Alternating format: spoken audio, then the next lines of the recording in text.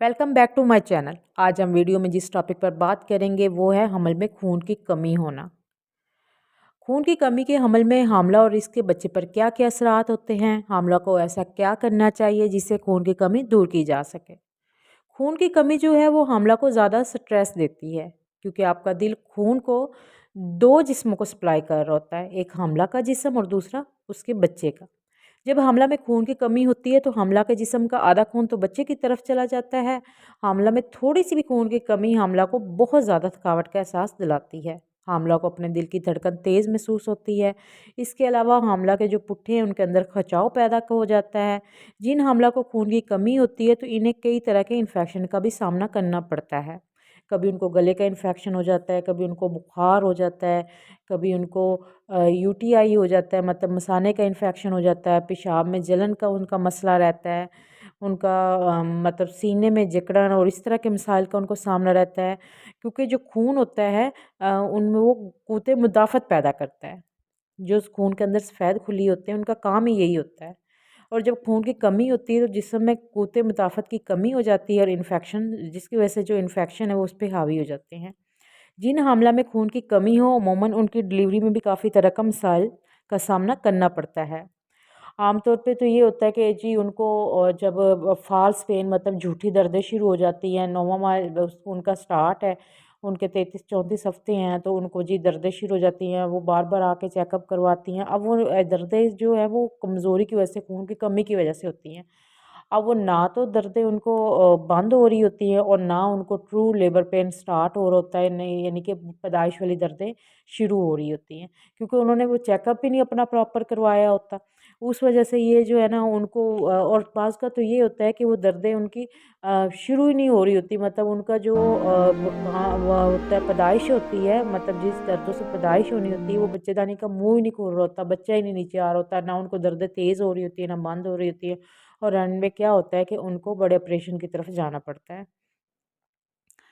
और इसके डिलीवरी में जो है वो आम अगर इनकी डिलीवरी होती है तो उनमें भी उनको काफ़ी मिसाल का सामना करना पड़ सकता है। डिलीवरी में इनको आम मरीज़ों की जो निस्बत है वो खून ज़्यादा ज़ाया होता है। जो मतलब ठीक है, जिनमें खून की कमी नहीं है जिन हामलों को, उनकी डिलीवरी की निस्बत जो है वो उनको ज़्यादा खून का मतलब उनका ज़ाया होता है और वो पीपीएच में भी जा सकती हैं, मतलब उनका इतना खून ज़ाया होता है। और इसमें ये इस सूरत में ये होता है जब वो पीपीएच में जाती हैं तो फिर खून का इंतज़ाम करके फ़ौरन मरीज़ को लगाया जाता है। और वो हमला जिनको खून की कमी होती है उनकी डिलीवरी ऑपरेशन के बाद जो रिकवरी होती है वो भी बहुत आहिस्ता होती है बानिस्बत उन हमला के जिनमें खून की कमी नहीं होती।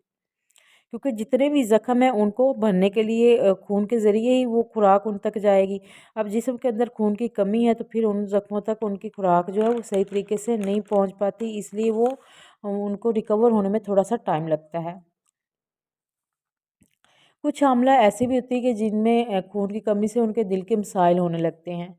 खून की कमी से पूरे जिस्म पर सोजन होने लगती है। एक बीमारी है जिसमें गुर्दों से प्रोटीन ज़ाया होने लगती है। ये भी उन लोगों में होता है जिनमें खून की कमी हो। इसके अलावा चक्कर आने, साँस का फूल जाना और काम करने को बिल्कुल दिल ना करना और टाँगों में दर्द होना, और ये सारे जो है वो खून की कमी की अलामत है। अब अगर बात करें कि जो हामला में खून की कमी है वो बच्चे पर क्या असरात होते हैं। जब बच्चे को अपनी खुराक ठीक से नहीं मिल रही होती, ज़ाहिर है बच्चा माँ के पेट में है तो उसको उसका जो टोटल है वो सारा डिपेंड करता है माँ पे करता है। अगर माँ में खून की कमी है तो बच्चे को सही तरीके से खुराक कहाँ से मिलेगी? तो उसके ज़ाया होने के जो ख़तरात हैं वो बढ़ जाते हैं। उन बच्चों उनकी निस्बत जिनके मतलब जो माएँ बिल्कुल ठीक है, जिनमें खून की कमी नहीं है, तो उनमें भी ज़ाया हो सकते हैं। लेकिन जिन माँओं में खून की कमी ज़्यादा है, मतलब वो अनीमिक हैं, तो उनमें वो डबल होते हैं, मतलब उनके डबल चांस होते हैं बच्चे ज़ाया होने के, खतरात उनमें ज़्यादा होते हैं। बच्चों की नशो-नुमा ठीक नहीं होती, बच्चे का वज़न कम मतलब रह जाता है, उसका जो वेट है वो कम हो जाता है। बच्चे की नशो-नुमा, वज़न और कद जो है वो एक मतलब होता है कि इतना बच्चे का वज़न और कद और वेट होना चाहिए, वो उससे 0.5 का डिफ़रेंस आ रहा होता है, मतलब वो उससे कम ही होता है। वो ठीक तरह से उनका कद भी नहीं बढ़ता। इन हामला माँ के बच्चे जिनमें खून की कमी होती है, इन बच्चों में भी क़ुव्वत मुदाफ़त की कमी होती है। बच्चे जल्दी बीमार हो जाते हैं, इनको निमोनिया, डायरिया जैसे मसाइल का सामना ज़्यादा करना पड़ता है। बच्चे का जो जो दिमाग है वो 70 से 80% माँ के पेट के अंदर बन जाता है। अगर हामला को खून की कमी है तो इन माँओं के बच्चों में ज़हानत की भी कमी होती है। जो माएँ हेल्दी खुराक लेती हैं और अपना बाकायदा चेकअप करवाती रहती हैं, उनके बच्चों में ज़हानत ज़्यादा होती है। जिन हमला को खून की कमी होती है, इनके बच्चे एक्टिव नहीं होते क्योंकि हमल में वो सही तरीके से खुराक ही नहीं उनको मिली होती। उनमें खून की कमी देखी गई है और जो-जो इनकी उम्र बढ़ती है, तो इनमें चिड़चिड़ापन का भी शिकार हो जाते हैं।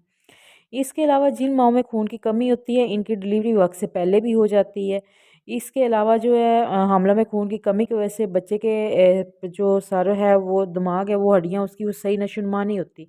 बाज़ औक़ात आयरन फ़ोलिक एसिड की कमी सॉरी फ़ोलिक एसिड की कमी की वजह से उनके बच्चों की जो हड्डियाँ हैं, वो दिमाग की वो सही नहीं बनती और उनमें पानी वग़ैरह होता है, मतलब बच्चे के सर में पानी होता है या फिर कमर पे फोड़ा बन जाता है, तो ये भी फ़ोलिक एसिड की कमी की वजह से होता है। अब बात करेंगे खून की कमी को किस तरह से पूरा जिया किया जाए। अगर आपकी एचबी पहले 3 माह में 12 मिलीग्राम से कम है तो आप अनीमिक हैं। अब हमारे यहाँ कॉन्सेप्ट ये है कि 9 या 10 एचबी को बहुत अच्छा समझा जाता है, लेकिन ऐसी बात बिल्कुल नहीं है। अब डब्ल्यूएचओ ने थर्ड वर्ल्ड कंट्रीज़ के लिए जो कहा है कि कम से कम भी जो पूरे हमल के अंदर एचबी है वो 11.5 लाज़मी होनी चाहिए। आइडियली तो ये होनी चाहिए कि 12 या 12.5 तक हो, लेकिन 11.5 तो ज़रूर होनी चाहिए। हमल के दौरान और डिलीवरी के बाद भी कम से कम जो एचबी है वो 11 तक लाज़मी हो।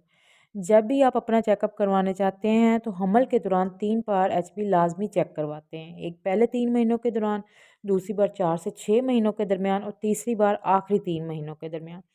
अब पहले 3 महीनों में एचबी चेक करवाने का ये होता है कि बच्चा जो होता है उसमें अपने जो अज़ा है वो बड़े तेज़ी से बना रहा होता है।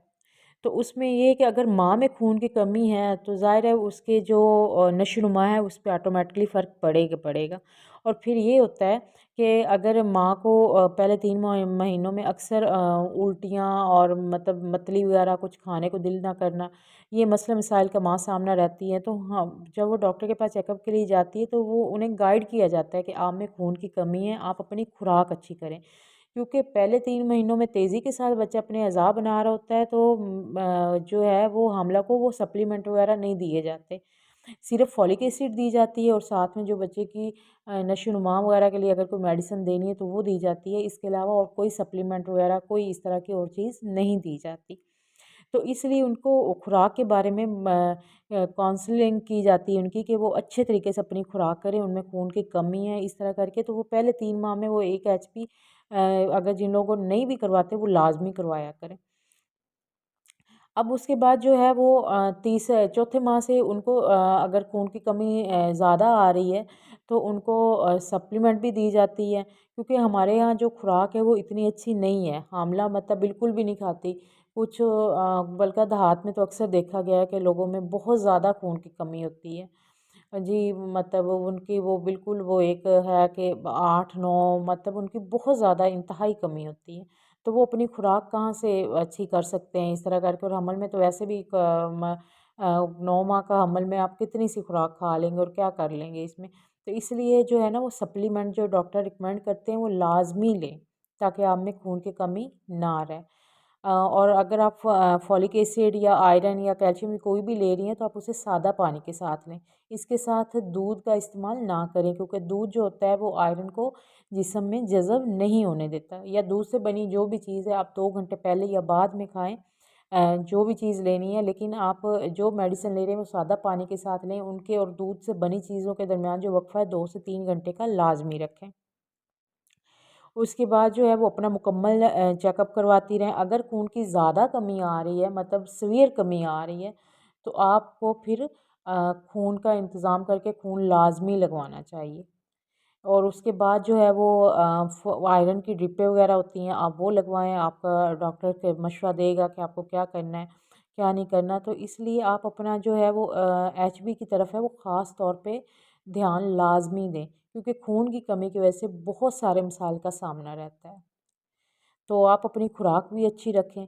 और अगर आप प्लान कर रहे हैं कंसीविंग का, अगर आप हामला नहीं है और आप कंसीव करना चाह रहे हैं, तो ये लाजमी आप एचबी पहले टेस्ट करवाएं कि आप में खून की कमी तो नहीं है।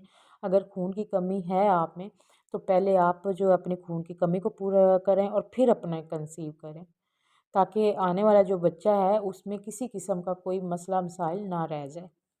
उम्मीद है आपको वीडियो पसंद आई होगी और आपको मुफीद मालूमात मिली होंगी। अगर वीडियो पसंद आए तो लाइक और शेयर लाजमी कर दीजिएगा, और अगर चैनल को सब्सक्राइब नहीं किया तो लाजमी कर दें। अपना बहुत सारा ध्यान रखिएगा।